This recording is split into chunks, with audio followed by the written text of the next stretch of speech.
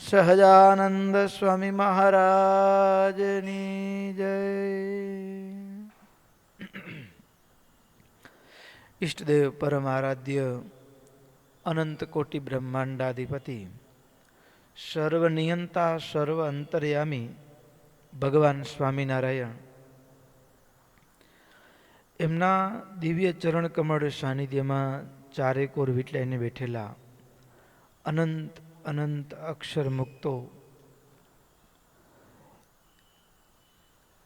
એમની જ પાવન સન્નિધિમાં અત્રે ઉપસ્થિત પૂજ્યપાદ બ્રહ્મનિષ્ઠ સંતો તેમજ કથાભિલાષી એવા બાળ યુવાન વૃદ્ધ સમસ્ત ભક્તો સર્વેને ભગવાન સ્વામિનારાયણની ભાવ સ્મૃતિ સહિત સાદર જય સ્વામિનારાયણ.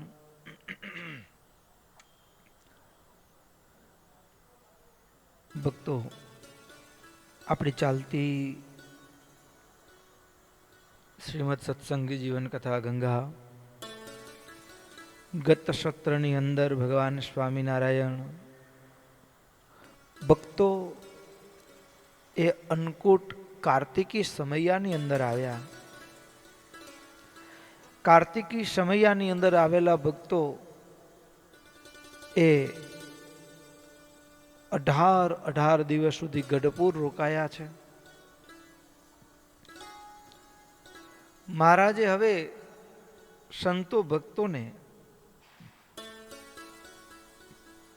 કારતક સુદ પૂર્ણિમાની રાત્રે કહ્યું છે કે હવે આપ બધા પોતપોતાના સ્થાનકે જાઓ. સંતો, તમે આવતીકાલથી દેશાંતરમાં વિચરણ કરવા માટે જજો.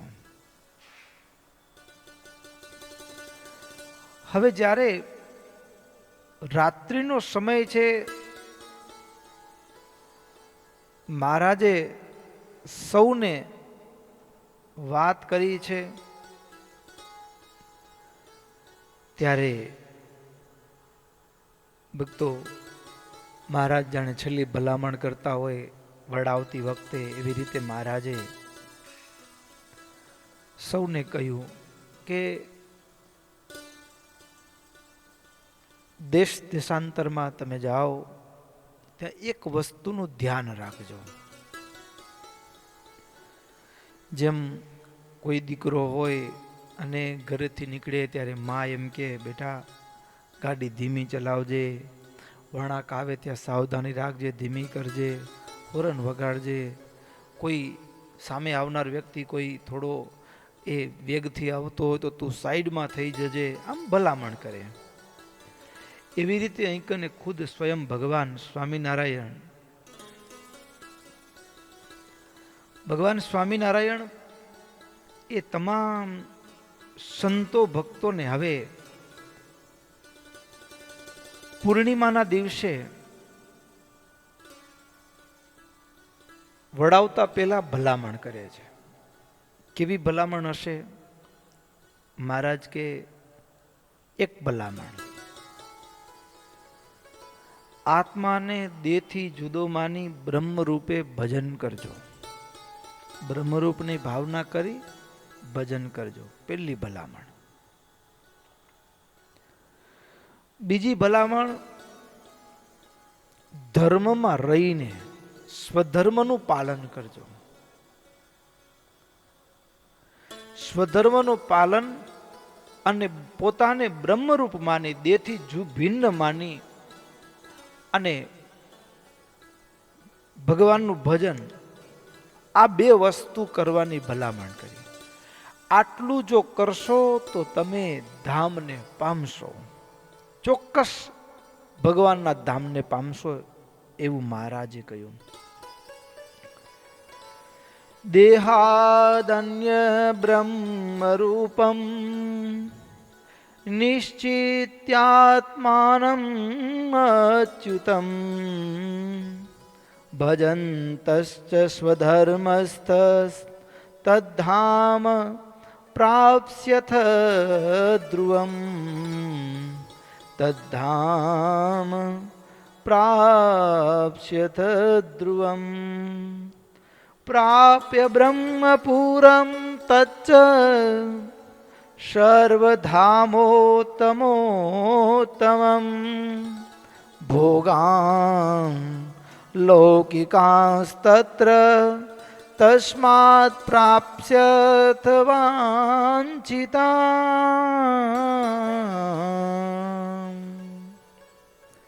મહારાજ કહે, ભક્તો આમ જોવા જઈએ તો આ મહારાજે બે વાત કરીને એમાં બધું આવી ગયું. ધર્મનું પાલન અને બ્રહ્મ રૂપે ભગવાનનું ભજન.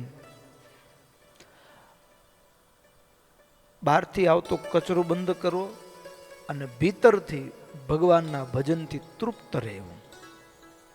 ભીતરથી ભગવાનના ભજનથી તૃપ્ત રહેવું. સ્વધર્મ એટલે બહારથી આવતા કચરો બંધ કરવો. મહારાજે વચનામૃતની અંદર અદ્ભુત મધ્યનું બીજું વચનામૃત છે, ત્યાં દ્રષ્ટાંત આપ્યું. કૂવો હોય એને ગાળવો હોય તો શું કરે, તો કે પેલું તો પાણીના જે અંદર વેણ આવતા હોય એમાં ગાભા ભરાવીને બંધ કરી દે, બરાબર.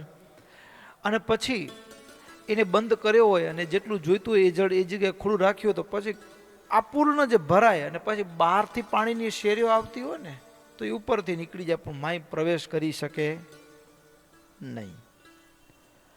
એટલે સ્વધર્મથી બહારથી આવતો જે કચરો છે એ કચરાને જો બંધ રાખશો અને ભીતરથી ભગવાનના ભજનમાં તૃપ્ત રહેશું તો એ આકંઠ તૃપ્ત રહેવાના કારણે ભગવાનની પ્રસન્નતા અને ભક્તો આટલામાં જ મોક્ષ બ્રહ્મ રૂપે ભજન કરવાનું. આપણું ભજન અત્યારે દેહ ભાવનું હોય. હા, એટલે હું આત્મા છું, દેહથી ભિન્ન છું અને બ્રહ્મ ભગવાનનો દાસ છું, એવી ભાવના આપણે દ્રઢીકૃત કરીને જે ભજન થાય. પેલો પ્રસંગ આવે, સિદ્ધાનંદ સ્વામી સચ્ચિદાનંદ સ્વામીના શિષ્ય સિદ્ધાનંદ સ્વામી એ સમાધિવાળા હતા, ધ્યાનના અંગવાળા હતા. મહારાજે જ્યારે છેલ્લી સભા ભરીને એના પહેલા મહારાજે છેલ્લો મંદવાડ ગ્રહણ કર્યો. છેલ્લો મંદવાડ ગ્રહણ કર્યો ત્યારે એક વાત તો થઈ સંતો ભક્તોના કે મહારાજનો આ વખતનો મંદવાડ કંઈક જુદો છે. એટલે બધાના હૈયામાં શંકા જેવું જણાતું હતું. એમાં સચ્ચિદાનંદ સ્વામી એના શિષ્ય સિદ્ધાનંદ સ્વામીને કીધું, સિદ્ધાનંદ સાચું કહું તો મહારાજ આપણને ખોટું સમજાવે છે કે હું તમને મૂકીને ધામમાં નહીં જાઉં. મહારાજ જરૂર ચોક્કસ ધામમાં જશે, સ્વધામ સિધાવી જશે. આટલું જ્યાં સચ્ચિદાનંદ સ્વામી બોલ્યા ને એટલે તરત જ સિદ્ધાનંદ સ્વામી પાછળ બોલ્યા કે તો મહારાજ વિના હું નહીં રહી શકું. આ બાજુ મહારાજ વિના હું નહીં રહી શકું આટલું કહેતા કહેતા તો સિદ્ધાનંદ સ્વામી ઊભા થઈ ગયા. સચ્ચિદાનંદ સ્વામી દરબારમાં આવ્યા. સચ્ચિદાનંદ સ્વામી પણ નાડી પ્રાણ સંકેલીને મહારાજ જાય એના પેલા ધામમાં પહોંચી ગયેલા. મહારાજ એને પાછા મોકલ્યા. એ જ રીતે સિદ્ધાનંદ સ્વામી પણ એ જેઠ સુદ અષ્ટમીના દિવસે નોમના મહારાજે છેલ્લી સભા ભરી, દસમના મહારાજ ધામમાં સીધાવ્યા. તો જેઠ સુદ આઠમના દિવસે સિદ્ધાનંદ સ્વામી એ વાડી જઈ આકડાનું છીર ભેગું કર્યું અને અડધો શેર જેટલું આકડાનું છીર ગટગટાવી ગયા. દે પાડી દેવો છે. મહારાજ ધામમાં જાય એના પહેલા ધામમાં પહોંચી જવું છે. પણ મહારાજ કે અમારા વિયોગમાં કોઈ દેહ મૂકે નાડી પ્રાણ જીવના એ તો ભગવાનના હાથમાં છે. એ અડધો શેર જેટલું એ છીર કોઈ માણસ ન પચાવી શકે, પણ મહારાજની ઈચ્છાથી એ છીરે પચી ગયો. અને બીજા દિવસે મહારાજે છેલ્લી સભા ભરીને છેલ્લી સભા ભરી મહારાજ સાધુ વર્ણી પાડા સુણી લેજો રે, ગોપાળ સ્વામીની આજ્ઞામાં રેજો રે, અમ કેળે મરશો માં જન રે, એહ માનસો મારું વચન રે.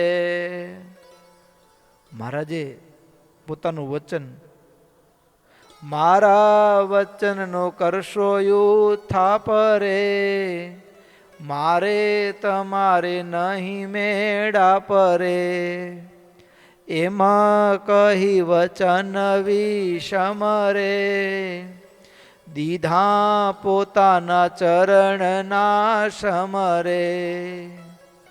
મહારાજ ચરણારવિંદના સુગંધ ખવડાવ્યા. એક એક ઊભા થઈને આવો અને કયો, પ્રતિજ્ઞા કરો કે તમારા પાછળ અમે કોઈ પણ રીતે દેહ ત્યાગ નહીં કરીએ, અન્નજળનો ત્યાગ કરીને. હવે એમાં સભામાંથી સિદ્ધાનંદ સ્વામીને ઉઠીને આવ્યા ને સુગંધ ખાવા, ચરણ પકડીને. એટલે મહારાજે પૂછ્યું, સાધુરામ બપોરમાં શું જમાડ્યું હતું? તો કે મહારાજ રોટલા જમાડ્યા, રોટલા. અને મહારાજ આકરા થઈ ગયા. મારા આકડાનું છીર પીને બેઠો છે ને પાછો કહે છે રોટલા જમાડ્યા.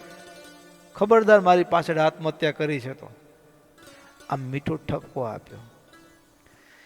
હવે એ સિદ્ધાનંદ સ્વામી ભક્તો, હવે ગોપાળાનંદ સ્વામીને મહારાજે બંને ગાદીના એક અગ્રણી સંત નિયુક્ત કર્યા છે. બંને ગાદી, બંને આચાર્યો, બધા સંતોને સ્વામીની આજ્ઞામાં રહેવાનું કહ્યું છે મહારાજે. એટલે હવે સ્વાભાવિક છે કે આપણે સ્વામી સાથે હેત સંબંધ હોય તો સ્વામી શું કે, આ ગામડામાં વિચરણ કરવા જાઓ, અહીંયા મંદિર બનાવો, એક પ્રવૃત્તિમાં જોડી દે. એટલે સિદ્ધાનંદ સ્વામી સિદ્ધાનંદ સ્વામી ગોપાળાનંદ સ્વામીને કેવળ દર્શન કરે, પણ બેસે નહીં, કથા વાર્તા સાંભળવા ન જાય.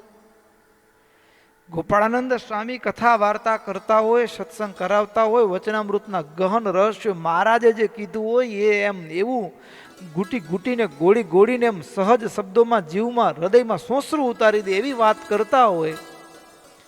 પણ સિદ્ધાનંદ સ્વામી ન જાય કે ક્યાંક સ્વામીની નજર આપણા ઉપર ઠરશે ને ક્યાંક વ્યવહારમાં જોડી દેશે તો જાય નહીં. પછી પેલા ચૈતન્યાનંદ સ્વામી અને બાલ મુકુંદાનંદ સ્વામી, ચૈતન્યાનંદ સ્વામી પણ એ મહારાજ કહી ગયા છે. હવે એમાં ગોપાળાનંદ સ્વામી શું વધુ કહેવાના છે? બાપ કહી ગયો છે, હવે એમાં બધું આવી ગયું. હવે કઈ નવું, એમાં પિસ્ટમ છે, પિસ્ટમ શું કરવાનું હોય, એ પણ ન જતા. પણ એ સ્વામીના શિષ્ય બાલમુકુંદ સ્વામી હતા, બાલમુકુંદાનંદ. એ દરરોજ ગોપાળાનંદ સ્વામીની કથા સાંભળવા જાય. અને સ્વામીની કથા સાંભળવા જાય એટલે ક્યારેક તો આ ચૈતન્યાનંદ સ્વામીની સેવામાં મોડા પહોંચે. મોડા પહોંચે એટલે પછી પૂછે ક્યાં ગયા હતા? તો કે સ્વામીની કથા સાંભળવા ગયો તો થોડું મોડું થઈ ગયું. એટલે સ્વામી ખીજાય કે હવે એમાં શું નવું કહેવાના છે? પણ નવું શું કહેવાના છે? પણ શિષ્ય સાથે હેત પણ હતું સ્વામીને. એટલે પગચંપી કરતા કરતા એ બાલમુકુંદ સ્વામી ચૈતન્યાનંદ સ્વામીને ગોપાળાનંદ સ્વામીએ તો આજે આ વચનામૃતમાં આવી રીતે વાત કરી, આ મીઠી મીઠી વાત કરે. ત્યારે ચૈતન્યાનંદ સ્વામી, યદ્યપિ બાલમુકુંદ સ્વામી એ નાના સાધુ છે, શિષ્ય છે, પણ એના મુખથી ગોપાળાનંદ સ્વામીએ કરાવેલા સત્સંગની વાતો સાંભળતા સાંભળતા એ ચૈતન્યાનંદ સ્વામીને એમ થઈ ગયું કે હું ભૂલ તો કરું છું. અને પોતે, નહીતર ચૈતન્યાનંદ સ્વામીનો એવો એક ઠાઠ હતો, ઠાઠ કહેતા એક એવો મોભો હતો કે એ મહારાજ આવે ને આગળ બેસવું, પછી મહારાજને કોઈ પણ વસ્તુ અર્પણ થાય એના પેલા ચૈતન્યાનંદ સ્વામીને બતાવવામાં આવે. હા, એના સીધું નહીં એમ, એવો એનો મોભો હતો એમ. પણ ચાકડા વગર, તકિયા વગર મહારાજે સદગુરુ બનાવ્યા છે. પણ ગોપાળાનંદ સ્વામી સત્સંગ કરતા હોય ને સભામાં પાછળ આવીને બેસી જાય એવા નિર્માની બાલમુકુંદ સ્વામી થકી ગોપાળાનંદ સ્વામીની વાતો સાંભળીને થઈ ગયા. પછી કોઈએ પૂછ્યું સ્વામી કે સ્વામી આગળ આવો, આવો, તમે પાછળ બેસી રહો. ત્યારે એ ચૈતન્યાનંદ સ્વામી એમ કે 12 વર્ષ ગુરુ રહ્યો, 12 વર્ષ સદગુરુ રહ્યો, પણ સાધુ તો આજે થયો.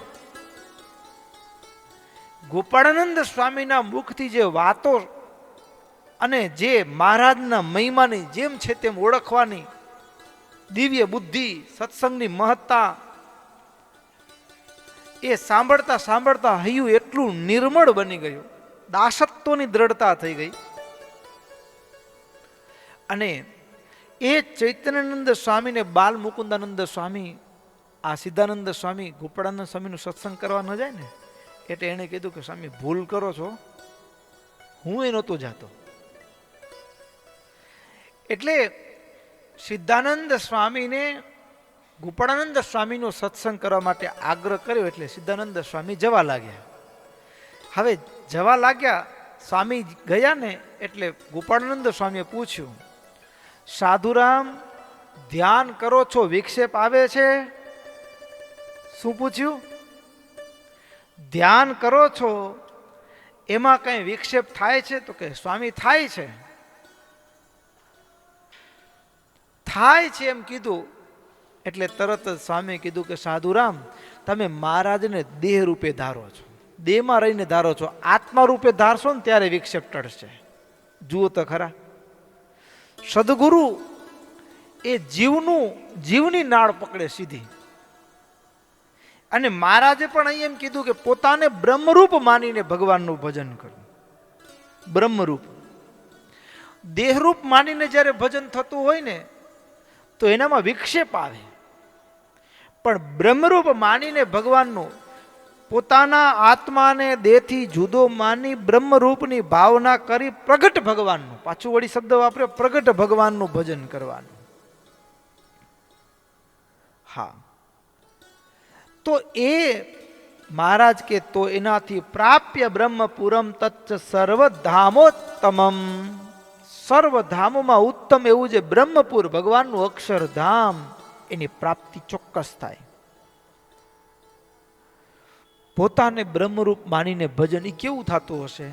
કેમ થાય બ્રહ્મરૂપનું ભજન? શિવલાલ શેઠને પૂછીએ તો સંતો ઘણી વખત પૂજાના સંદર્ભમાં આ પ્રસંગ કહેતા હોય કે શિવલાલ શેઠ માળા ભજન કરતા પણ વિક્ષેપ આવે તો કેવું? તો કે શિવલાલ શેઠ પૂજા કરે ને તો એની પૂજામાં મૂર્તિમાન મહારાજ આવીને એની પૂજા સ્વીકારતા, અને એના નંદ સંતો પણ બોટાદ આવ્યા હોય તો એ સ્વામીની પૂજામાં દર્શન કરવા આવે. હવે એમાં એક દિવસ શિવલાલના નોકરે આવીને પૂછ્યું શેઠને કે શેઠ આ વસ્તુ ક્યાં પડી છે? એટલે શિવલાલ શેઠ પૂજા કરતા કરતા હાથમાં માળા હતી, મોઢું ફેરવીને કીધું કે એ ત્યાં માળિયામાં પડી છે, લઈ લ્યો. આટલું કહ્યું એટલે કઈ બીજી મોટી વાત તો હતી નહીં આપણી દ્રષ્ટિએ તો, પણ બે સંતો જે આવ્યા હતા એ ઊભા થઈને ચાલતા થઈ ગયા. સંતો જતા રહ્યા એટલે પછી દિવસના જ્યારે સંતો મળ્યા ત્યારે શિવલાલ શેઠે પૂછ્યું કે રોજ તો ઘણોક સમય બેસો છો, આજે જતા રહ્યા, કઈ કારણ? ત્યારે બે સાધુ એમ કીધું કે શિવલાલ અમે પૂજામાં તારા દર્શન કરવા નહીં, તારે પૂજામાં મૂર્તિમાન ભગવાન આવે છે ને એના દર્શન કરવા આવીએ છીએ. પણ પૂજામાં તું ભગવાનને ભૂલી, ભગવાનને કોરાણે મૂકીને તારું મન જગતમાં ગયું ને એટલે ભગવાન વયા ગયા, એટલે અમારે રહેવાનું કોઈ પ્રયોજન નહોતું, એટલે અમે ચાલે આવ્યા, અમે પણ ચાલે આવ્યા. એટલે ભજન બ્રહ્મ ભાવનું. હવે પછી જે શિવલાલ બ્રહ્મ ભાવનું ભજન કરતા, બરાબર, તો કેવું ભજન હશે પછી શિવલાલ શેઠનું બ્રહ્મ ભાવનું ભજન? તો કે એ જ શિવલાલ શેઠ ગોપાળાનંદ સ્વામીના યોગ થકી, ગુણાતીતાનંદ સ્વામીના યોગથી એ બ્રહ્મરૂપે ભગવાનને ધારવાની રીતિ શીખી અને પછી પૂજા કરવા બેસે અને આખી દુનિયા હડકતી હોય તો શું, મને એવી મસ્તી આવે, હું ને મારો ભગવાન સિવાય ક્યાંય એનું મન ન જાય. આવું પૂજા ને આવું ભજન. હવે એમાં બન્યું કેવું દેવ સંયોગે, શિવલાલ શેઠ જે ઓરડામાં પૂજા કરતા હતા એ ઓરડાની અંદર ઘીની કોઠીઓ મૂકેલી, વેપારી તો ખરા ને. હવે ઘીની કોઠીઓ મૂકેલી અને અચાનક એવું થયું કે કંઈક બિલાડીએ આવીને ઉપરથી કૂદકો માર્યો ને એમાં ઘીની કોઠીની ધાર ઉપર એનો અચાનક વજન આવ્યો એટલે ઘીની કોઠી નમી અને ઢોળાઈ ગઈ. આખી કોઠી ઘીની ઢોળાઈ ગઈ, પણ શિવલાલ શેઠ તો એ જ ઓરડામાં પૂજા કરતા હતા, એને ખબર નહોતી. ઘીની કોઠી ઢોળાઈ ગયો આખી. અવાજે થયો તો હશે ને, પડી એટલે.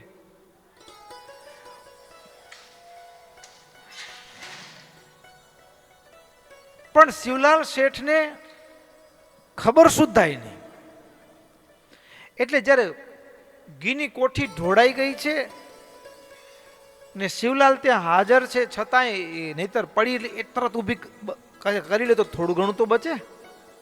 એટલે એના પિતા ભગા દોશી આવીને ખીજાણા કે શિવલાલ, તું ત્યાં બેઠો છે, રૂમમાં જ છે, તો કોઠી પડી તો ઊંચી ન કરાય? થોડુંક તો હોવું જોઈએ કે નહીં? ભગા દોશી થોડા ખીજાયા. શિવલાલે કીધું, બાપા સાચું કહું, મને ખબર જ નથી. તો કે તું ત્યાં બેઠું છે ને તને ખબર નથી, કેમ માને મારે? આવી વાતો કરે છે. આપણે કહીએ ને બાનું બનાવવામાં પણ થોડું વિવેક તો હોવો જોઈએ ને. એમ માણસ રૂમમાં હાજર છે અને એને ખબર ન પડી, આખી કોઠી ઘીની ઢોળાઈ ગઈ, કેમ માન્યમાં આવે? ત્યારે શિવલાલ શેઠે કીધું, સાચું કહું બાપા, હું જ્યારે પૂજા કરવા બેસું છું ત્યારે સૌથી પહેલું કામ શું કરું? તો કે આગ લગાડું. એવી આગ લગાડું કે આખી બ્રહ્માંડ હળગી રહ્યું છે, અને હળગતા હળગતા એ આગ બોટાદની બજારોમાંથી મારા ઘર સુધી આવી આગ. મારું ઘર હળગી રહ્યું છે. અરે ઘર હળગી રહ્યું છે એમ નહીં, આ એક એક પરિવારના સ્વજનો, બાપા તમે હળગી ગયા. આ હું શિવલાલ, આ શિવલાલનું પંચભૂતનું ખોડ્યું હોય દેહ, માઇક દેહ, એ હળગી ગયું. હવે તો બસ હું ચૈતન્ય, હું આત્મા, હું બ્રહ્મ, ભગવાનનો દાસ. એટલે બધું હળગાવીને જ બેસું છું. એટલે મને ક્યાં બારે શું થાય છે એની કંઈ ખબર હોતી નથી. બ્રહ્મ ભાવનું ભજન તો બારની ઉપાધિનો વિક્ષેપ ના આવે. પણ જો બ્રહ્મ ભાવનું ભજન ન હોય તો બારની ઉપાધિનો વિક્ષેપ આવે.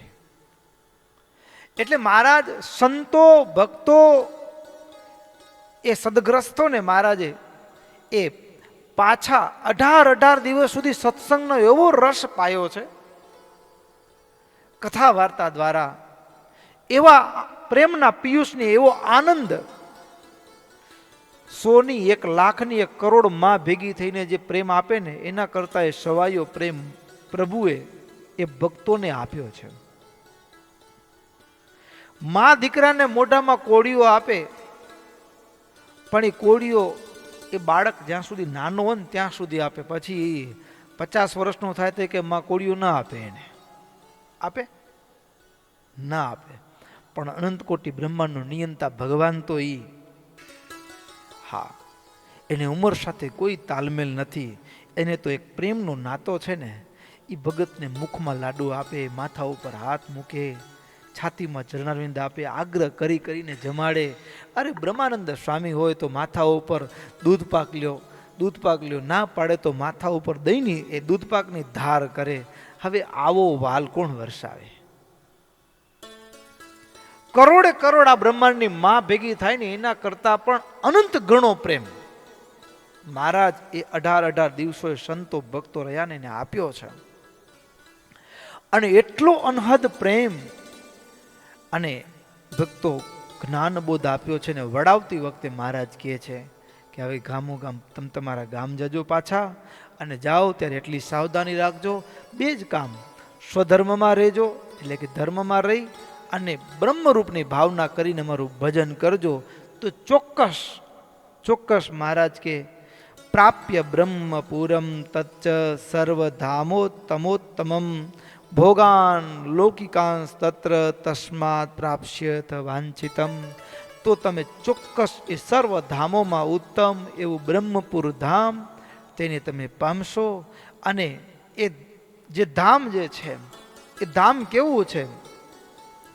તો મહારાજ કહે એ અલૌકિક દિવ્ય ભોગોથી યુક્ત માઇક ભોગ નહીં. હા, અત્યારે અહીંયા ભોગ વિલાસની સામગ્રીઓ ઘણી છે, પણ એ બધી માઇક છે. ક્ષણમાં નાશ પામે એવી છે, નાશવાન સ્વભાવવાળી છે. મનવાંછિત અને અલૌકિક દિવ્ય ભોગોને પ્રાપ્ત કરશો. કયો દિવસ છે? પૂર્ણિમાની સાંજ રાત છે. એટલે તરત જ સભાની અંદરથી જે મહારાજ એમ કીધું ને કે તમે દિવ્ય ધામને પામશો. શું કરશો? તો કે બ્રહ્મરૂપે ભજન ને ધર્મનું પાલન. ધર્મનું પાલન અને બ્રહ્મ ભાવે ભજન એટલા માત્રથી મહારાજ કે તમે પામશો. આટલું જે મહારાજે કહ્યું ને એટલે તરત જ એ હરિભક્તોએ હાથ જોડીને પૂછ્યું, મહારાજ તમે વાત કરી એ બહુ સરસ કરી, પણ અમારા મનમાં પ્રશ્ન થાય છે. શું? એકાંતિકા કૃષ્ણ ભક્તા જ્ઞાન વૈરાગ્ય ભક્તિ સંપન્ના ભગવન ધર્મૈ લભંતે ધામ તસ્ય યત યશ્ચોચ્યતે પરમં ધામ ત્વયા બ્રહ્મ પુરાભિધમ તદ્ધિ વેદિતુમ ઈચ્છામો વયમ સર્વે સ્વરૂપતઃ. હે મહારાજ, જે ધર્મ જ્ઞાન વૈરાગ્ય અને ભક્તિથી યુક્ત અને એ જે ધામ એ ગુણો કેળવ્યા પછી જે એકાંતિક ભક્તો જે ધામની પ્રાપ્ત કરે છે એ ધામ સર્વ ધામોમાં ઉત્તમ, એટલે કે બ્રહ્મપુર તમે એનું નામ કહ્યું. એ ધામ એના વિશે થોડું કયો ને મહારાજ. એ ધામ કેવું છે? એ ધામ કેવું છે? એ ધામ તમે કહ્યું એનું સ્વરૂપ કયો? એ ધામનું વર્ણન એની વાત કરો ને મહારાજ. શેની વાત? અક્ષરધામની. હવે અક્ષરધામ કેવું છે? કેમ કહેવાય? ભક્તો, બહુ મજાનો પ્રશ્ન સભાની અંદર થયો છે. પ્રશ્ન થયો એટલે તરત જ મહારાજ કે સાંભળો. અમારા એકાંતિક એવા જે ભક્તજનો છે એ જ જેને પ્રાપ્ત કરી શકે છે. ભક્તા શૃણુત વક્ષ્યામિ રૂપમ બ્રહ્મ પુરુષ્યવઃ એકાંતિકાનામ ભક્તાનામ પ્રાપ્ય સ્યાતિ સુખસ્ય ચ. એકાંતિક ભક્તો જ જેને પામી શકે છે એવું જે અમારું બ્રહ્મપુર ધામ છે. આ ધામ એ તદ રહસ્ય, એ રહસ્ય છે. એને કોઈ દી શબ્દો દ્વારા વ્યક્ત ન કરી શકાય. પણ એ ધામ છે ને એની થોડી ઘણી વાતો એ ક્યાં લખેલી છે? પુરાણે શું મહર્ષિ બી કોઈક જગ્યાએ પુરાણમાં એનો ઉલ્લેખ આવે છે, પણ થોડોક. પછી થોડોક એનો અન્ય જગ્યાએ છાંદોગ્ય આદિક ઉપનિષદની અંદર આવે છે, મહાભારતના મોક્ષ ધર્મની અંદર આવે છે. તો ક્યાંક એનો જે સંદર્ભ છે સ્કંદ પુરાણની અંદર પણ એ ભગવાનના ધામનો સંક્ષેપથી જે વર્ણન કર્યું છે. પણ એ જે છે ને ધામની વાત તમે પ્રશ્ન પૂછી નાખ્યો છે એવો. આ તો કેવું છે? તો કે હા, તમને એમ કે તમારા ઘરનું ઇન્ટ્રોડક્શન આપો. શું કે? આપણા ઘરનું ઇન્ટ્રોડક્શન આપો. હવે પારકો માણસ કોઈક હોય, વિઝિટર આવ્યો હોય અને એ આપણા ઘરની વાત કરે ને તો એ કેટલી કરી શકે? બરાબર ને? પણ પોતે જ હોય, જે ઘરમાં રહ્યો છે એનું જ ઘર છે અને એ અતિ પોતાના ઘરની વાત કરે કે મારું ઘર છે એ કેવું છે, ક્યાં આવ્યું છે, આજુબાજુ કોણ છે. તો એવી રીતે મહારાજ કે આમ તો આ રહસ્ય છે, કહેવાય એવું નથી. પણ પૂનમની રાત છે, સાંજનો મોડી રાત થઈ છે. મહારાજ કે મારી એકાંતિકી ભક્તિના કારણે તમારા હૈયા પણ વિશુદ્ધ છે. એટલે તમે આ જ્ઞાનને યોગ્ય છો. એનો મતલબ એવો કે હું જે વાત કરીશ મારું ધામ કેવું છે એ જ્ઞાન સાંભળવા માટે તમે પાત્ર છો. પાત્રતા વગર જ્ઞાન પ્રદાન કરવું એ વ્યર્થ છે. તમે પાત્ર છો એટલા માટે મહારાજ કે તમને એની થોડી કથા કહી દઉં. અને કારતક સુદ પૂનમના દિવસે મહારાજે કીધું, મહારાજ કે આ બ્રહ્માંડ રૂપી જે ઘોડો છે ને,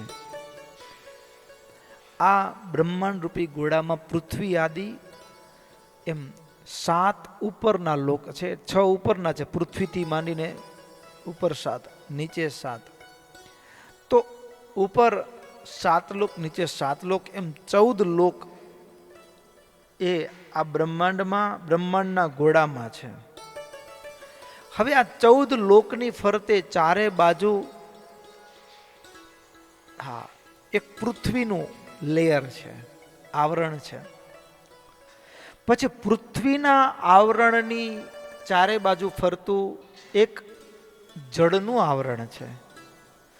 પછી એની ચારે બાજુ ફરતું તેજનું આવરણ છે. પછી એની ચારે બાજુ ફરતું વાયુનું આવરણ છે. એની ચારે બાજુ ફરતું એ આકાશનું આવરણ છે. એની ચારે બાજુ ફરતું અહંકારનું આવરણ છે. એની ચારે બાજુ ફરતું મહતત્વનું આવરણ છે. અને એવી રીતે કુલ પૃથ્વી, જળ, તેજ, વાયુ, આકાશ, અહંકાર અને મહતત્વ કેટલા થયા? 7. અને આ જે 7 આવરણ છે એ કેટલા છે? તો કે પૃથ્વી કરતા જળ 10 ગણો છે, જળ કરતા એ વાયુ, વાયુ કરતા તેજ 10 ગણો છે, અને તેજ કરતા પણ આકાશ 10 ગણો છે. એક એક કરતા 10 ગણું અધિક છે. અને જેમ અધિક છે, જેમ પૃથ્વી છે એ આંખથી દેખી શકાય છે, તો પૃથ્વી કરતા જળ સૂક્ષ્મ છે. પૃથ્વીને હાથમાં ઉપાડીએ પણ જળ હાથમાં કઈ પાત્ર વિના રે આપણા હાથમાં કેટલી વાર વહી જાય.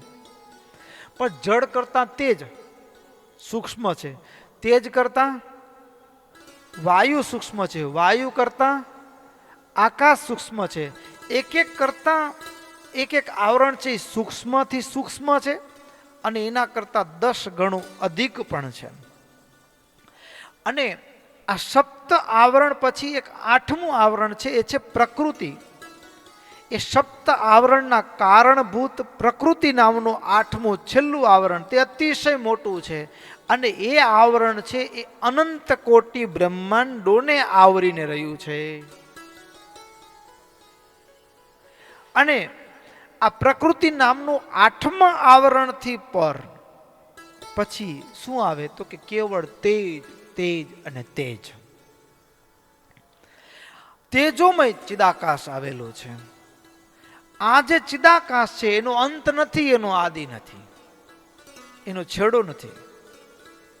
અને આ જે તેજ કેટલું હશે એની કલ્પના કરવી હોય તો મહારાજ કે આ તેજની આગળ કેવું? તો કે અનંત અનંત સૂર્ય અને ચંદ્ર એકી સાથે ઉદય થયા હોય, અને એનો જેટલો પ્રકાશ હોય ને, એ પ્રકાશ તો આપણે છપૈયા બાજુ જઈએ તો રાતના પેલા જંતુ દેખાયેલા આમ ચમકતા હોય એમ જીવાત, તો એ તેજની આગળ છે ને એ ખદ્યોત,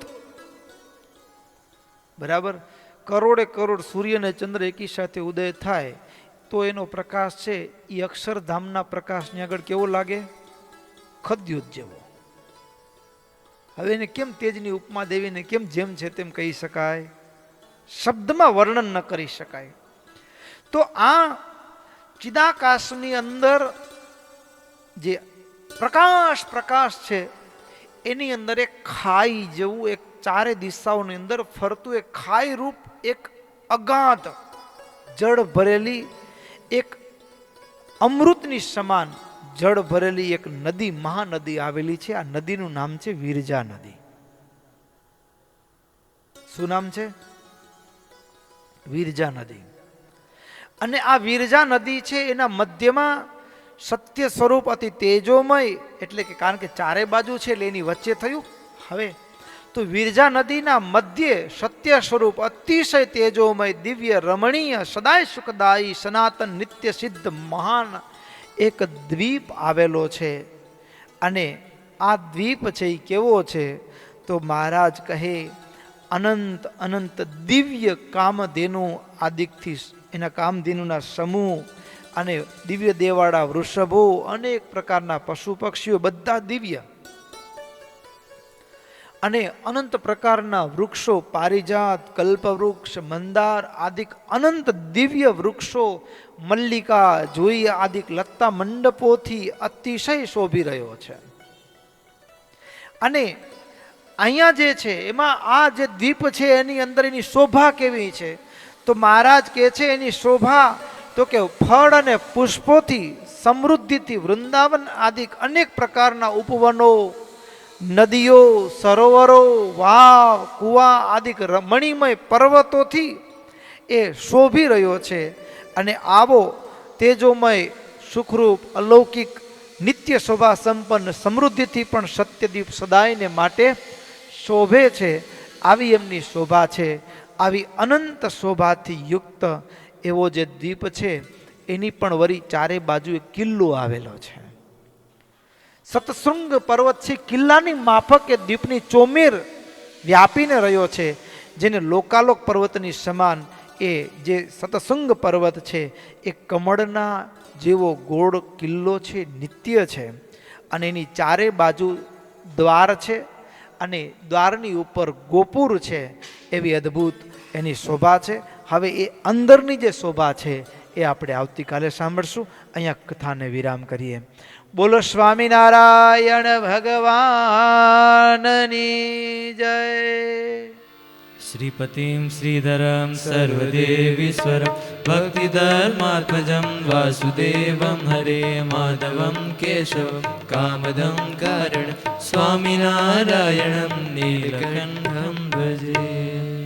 સ્વામિનારાયણ નારાયણ નારાયણ સ્વામિનારાયણ નારાયણ નારાયણ સ્વામિનારાયણ નારાયણ નારાયણ સ્વામિનારાયણ નારાયણ નારાયણ સ્વામિનારાયણ નારાયણ નારાયણ સ્વામિનારાયણ નારાયણ નારાયણ સ્વામિનારાયણ નારાયણ નારાયણ સ્વામિનારાયણ નારાયણ નારાયણ સ્વામિનારાયણ નારાયણ નારાયણ સ્વામિનારાયણ નારાયણ નારાયણ સ્વામિનારાયણ નારાયણ નારાયણ સ્વામિનારાયણ નારાયણ નારાયણ સ્વામિનારાયણ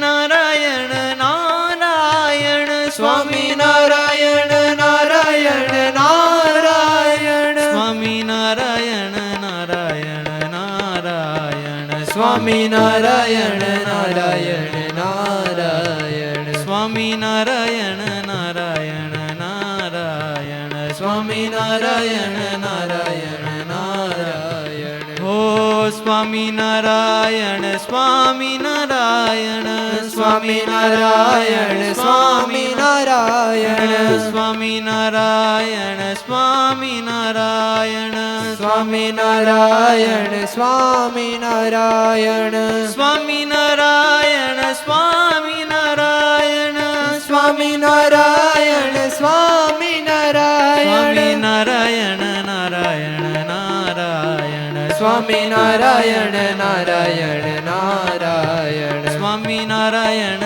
નારાયણ નારાયણ સ્વામિનારાયણ નારાયણ નારાયણ સ્વામિનારાયણ નારાયણ નારાયણ સ્વામિનારાયણ નારાયણ નારાયણ સ્વામિનારાયણ નારાયણ નારાયણ સ્વામિનારાયણ નારાયણ નારાયણ સ્વામિનારાયણ નારાયણ નારાયણ સ્વામિનારાયણ નારાયણ નારાયણ સ્વામિનારાયણ નારાયણ નારાયણ સ્વામિનારાયણ નારાયણ નારાયણ સ્વામિનારાયણ નારાયણ નારાયણ સ્વામિનારાયણ નારાયણ નારાયણ સ્વામિનારાયણ નારાયણ નારાયણ સ્વામિનારાયણ નારાયણ નારાયણ સ્વામિનારાયણ નારાયણ નારાયણ.